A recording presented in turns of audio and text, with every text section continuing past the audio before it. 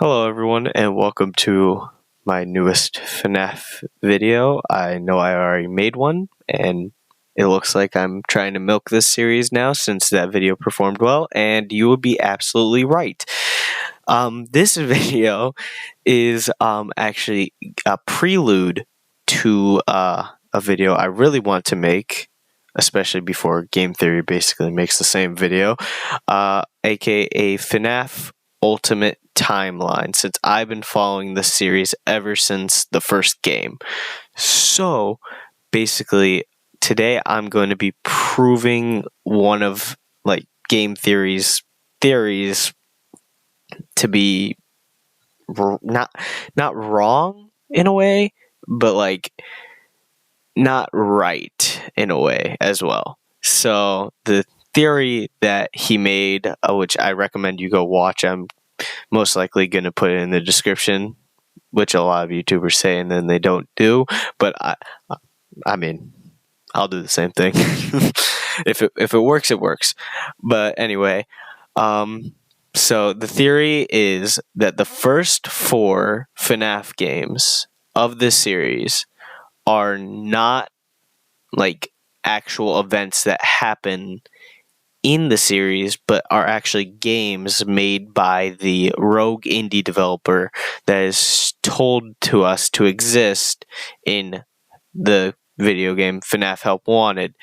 And well, as you could see from the beautifully made little pot shot right there thing that I made in 2 seconds, the 2 animatronics right there at the bottom left are going to help disprove that theory. So, well, the way that this theory is set up is because of a Fazbear, not Fazbear Fright.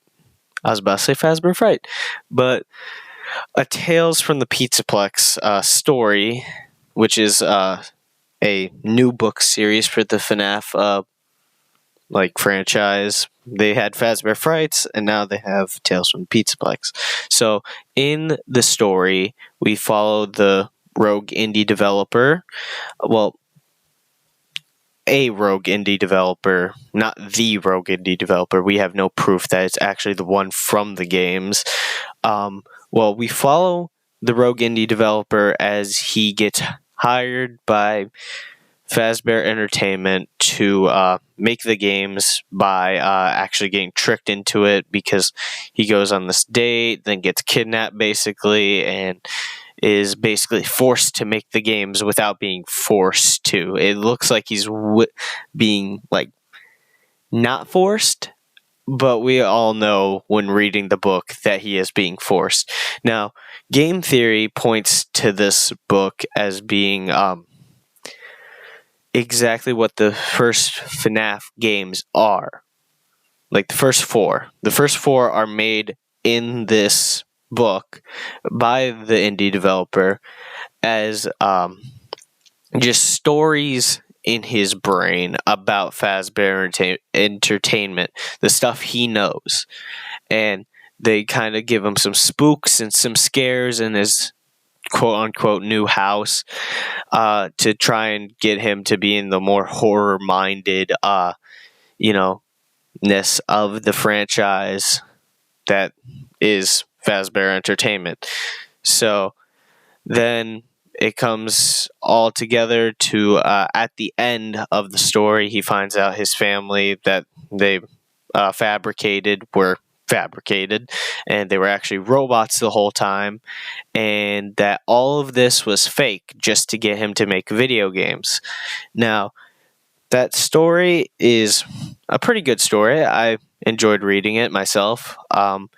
But the one thing about that story is that it talks about the first 4 FNAF games, which are present in the video game FNAF Help Wanted. They show off the first 4 FNAF games.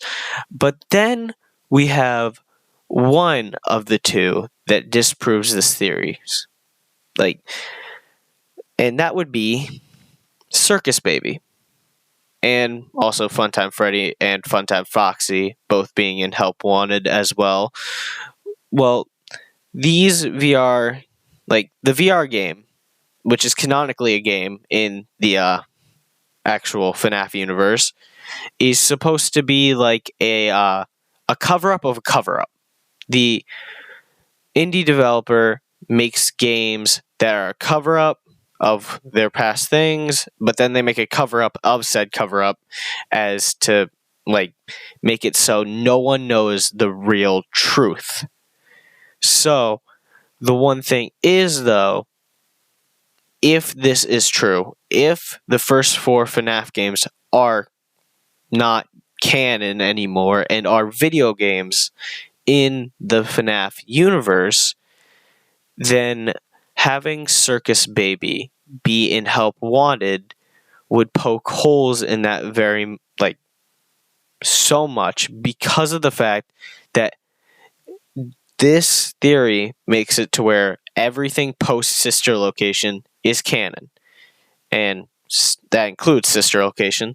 So Sister Location would therefore be canon.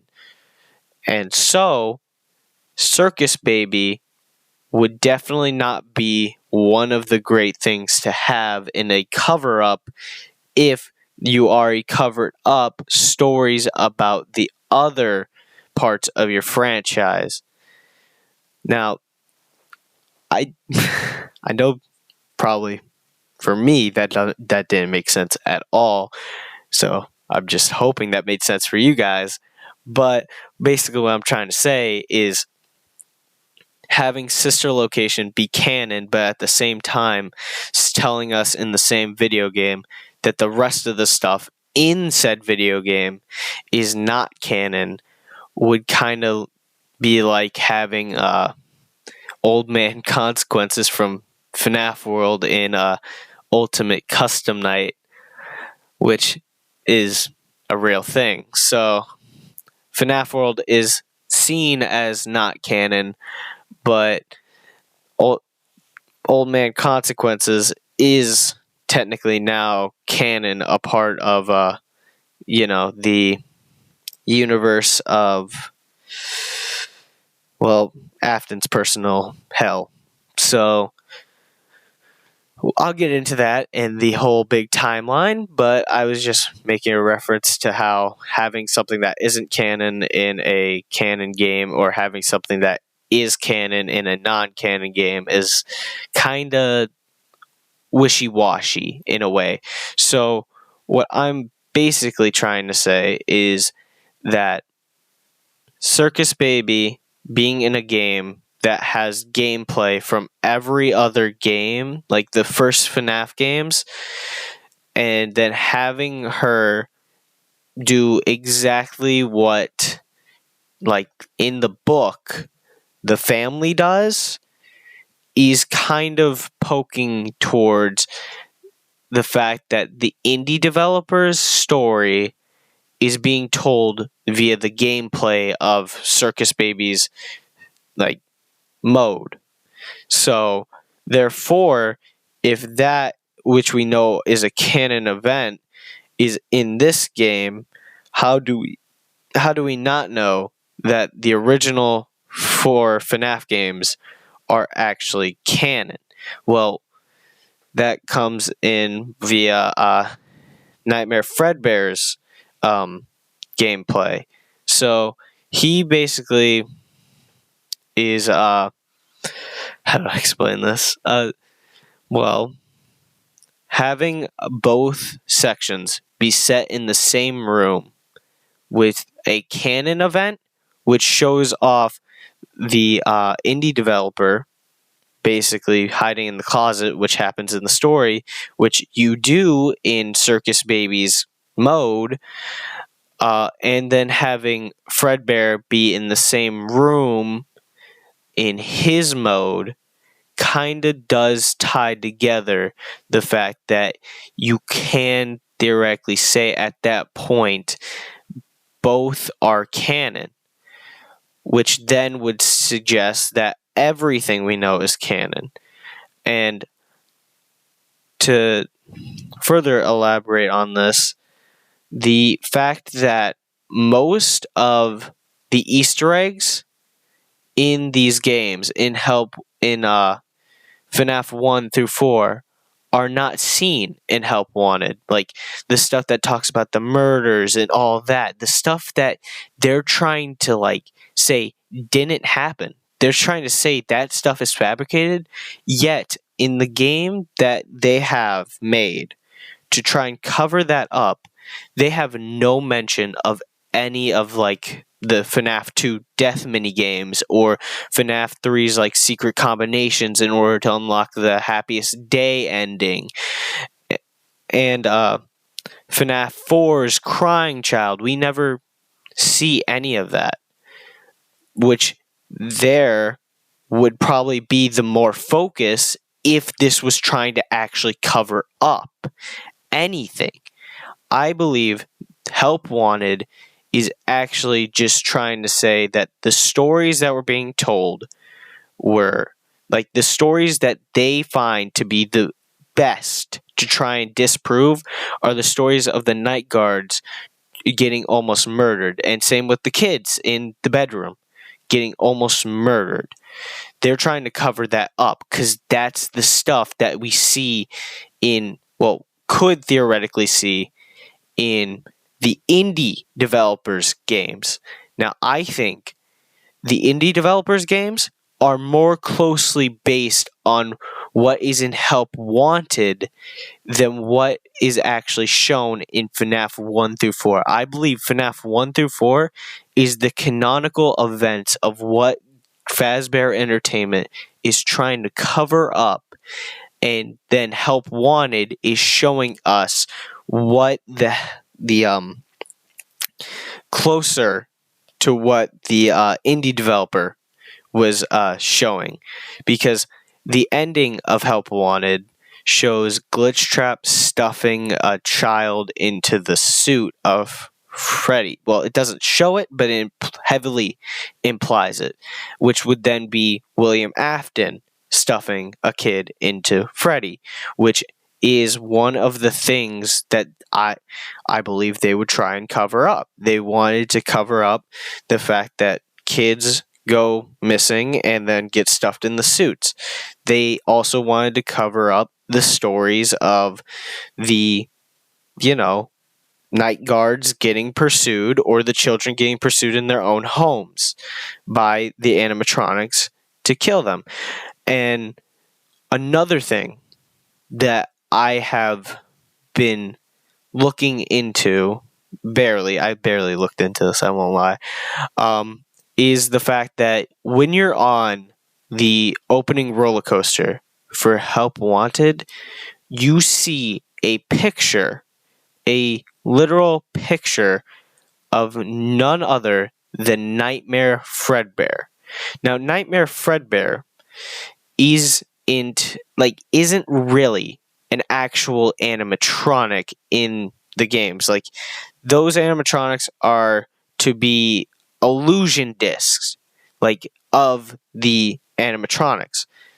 So unless they're actually real, unless those animatronics are real and not just endoskeletons that are being perceived in someone's mind as like via the illusion disc, which is what I had personally thought was happening in FNAF 4 with the nightmares. I always thought they were just endoskeletons in that little secret place in Sister Location, which I will get back to that in a sec. Being tormented by the animatronics via the illusion discs. Now, about Sister Location, we see all the canon events of FNAF 4. We see the little mini-game area that we get to see. We see the Fun with Plush Trap area. And we see FNAF 4's main gameplay area in Sister Location. So if we were to say that none of these are games, FNAF 4, 1 through 4 are games, then how can we see in Sister Location FNAF 4's canon events like being in that place unless those events actually happen. Now, what I think is happening is not that those places aren't like connected to sister location in the way that I had perceived originally, which was they were actually connected to where you would walk in from uh, Circus Baby's entertainment and rentals and go to those places.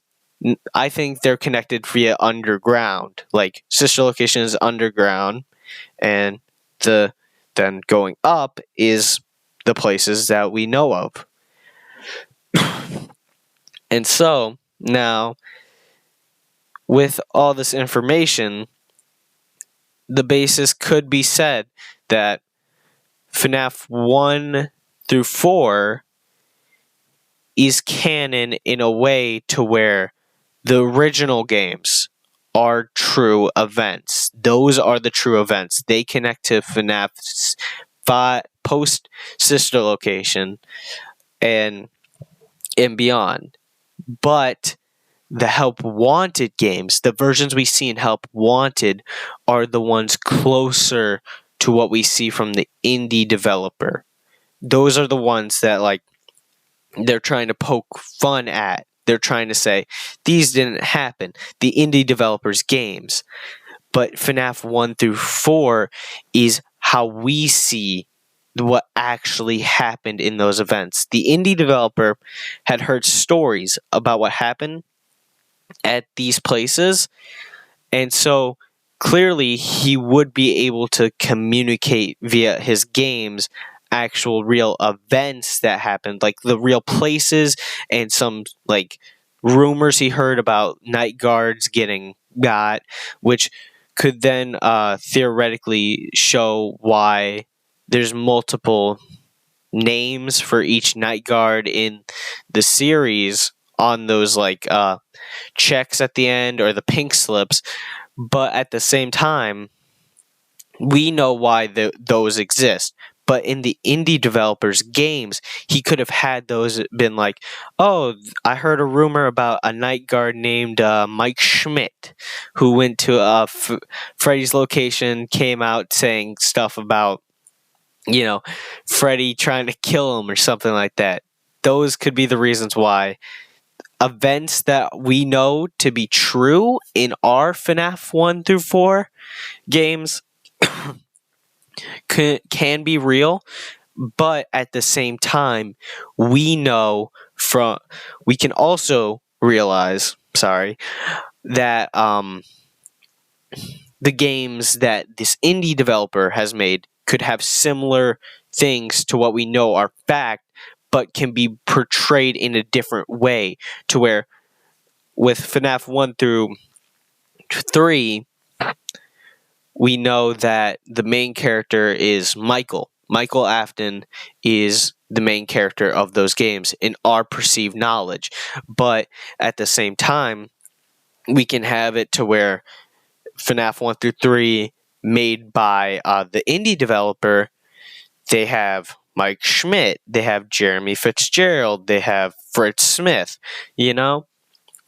So we can have those to where it's both there's a video game version of it in universe, and the video game versions we have are actually the canonical events of what has happened. Because the last piece of evidence I have towards this theory that FNAF 1 through 4 are actually canon is Sister Location's custom night ending. We know that the cutscenes after Sister Location are canon because they tell the story of what happened after Michael got scooped in the base game. But at the end of completing every single challenge of FNAF Sister Location's custom night, we get one second, need to collect my thoughts here. We get to be able to watch a cutscene that shows us the remnants of Fazbear Frights after being burned, and we see Springtrap get up. But we also hear Michael Afton say he's going to come find William Afton. Now, what better way would that be if... Now, there's two ways to perceive this cutscene. The way I perceive it, and maybe some people, or the way that other people perceive it, and, probably most people perceive it. I'm going to say that way, and then my way. Now, actually, I think I'm going to say my way for the big timeline video. Sorry for teasing you there, but I want to save it for that because I think I'll be able to construe it better in that video. But the way most people perceive that cutscene is Michael in the present, like in the present after sister location, saying he's going to come find his father, which then would mean he would go to the locations he knows his father worked at to try and find him. And the cutscene that we see is just that, a cutscene of how we know Springtrap actually survived the fire after FNAF 3. That if you're thinking the way I think most people think would be that FNAF 1 through 3, Michael's the main character of them. So FNAF 1 through 3, Michael's the security guard. So FNAF 3, Michael starts the fire, and Springtrap survives that fire, and then proceeds to go on to FNAF 6. But my brain keeps trying to say my way of thinking it, so I'm just going to stop myself real quick. But anyway, I think the evidence I've laid out isn't really to try and say game theory got it wrong. I'm just trying to say that game theory went with a story, a narrative that was presented to them that FNAF 1 through 4 can be perceived as the video games this indie developer made, and not the narrative that both the games we have and the ones the indie developer has made are two different things. Because if you really think about it, if the FNAF 1 through 4 games were made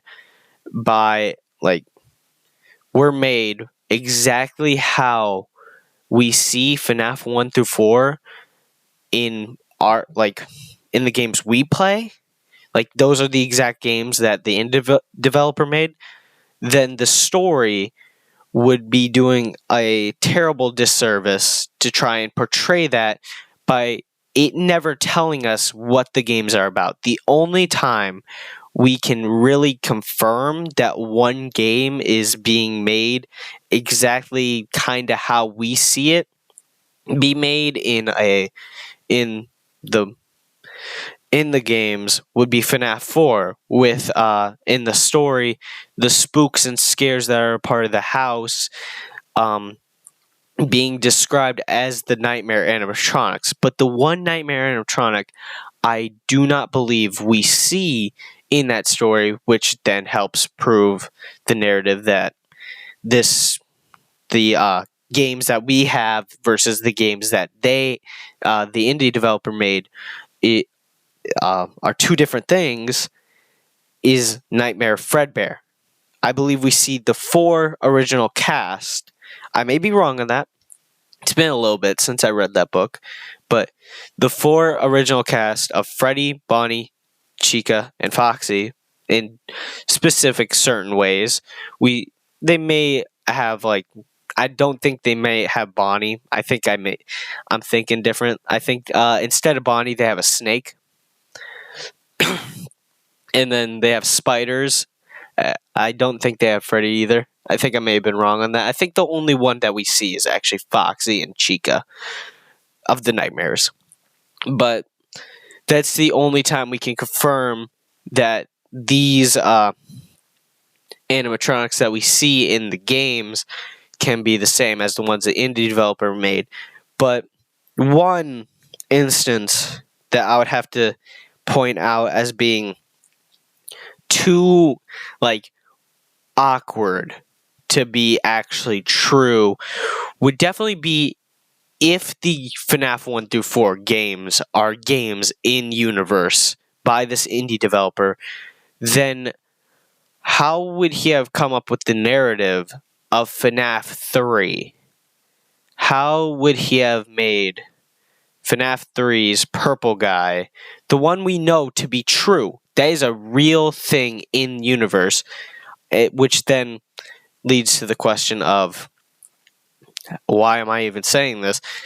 It's because of the fact that in universe, from what I know, is that FNAF 3, like, no one knew about.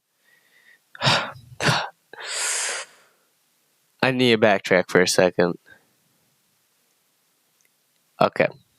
I think I got what I'm trying to say.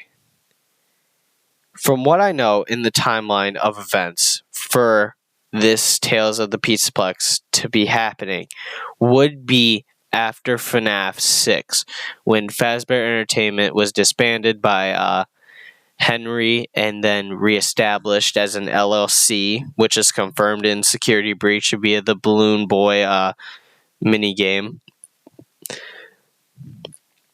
Then why would they only make the video games based off the first 4 events and not actually all 6 events? You know, like, why would Sister Location and Pizzeria Simulator both be actual real world events from what we see in our perspective than FNAF 1 through 4? Because all of those events have happened canonically in the FNAF universe so far. So it leads to the question then that having it be said that only the first 4 games were made, but yet it would make sense for Sister Locations animatronics to be in Help Wanted via the timeline, but at the same time, they're trying to poke fun at the indie developers' games.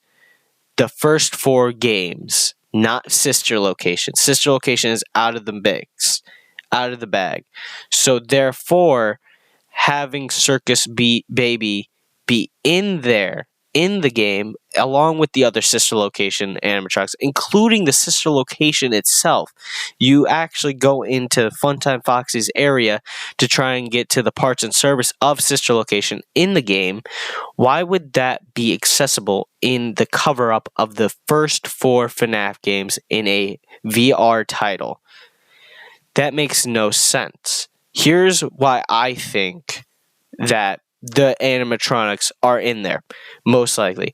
I think they are actually a glitch of Glitch Trap. I think Glitch Trap had accidentally, well, not accidentally, but like had caused them to glitch into it because of the fact that Glitch Trap knows about these. Glitch Trap is Purple Guy, so therefore he would be the one with the information of these being acknowledgments, which then would help with the fact that their existence in Help Wanted is because of Glitch Trap, not because of the company itself making the games, making the cover up.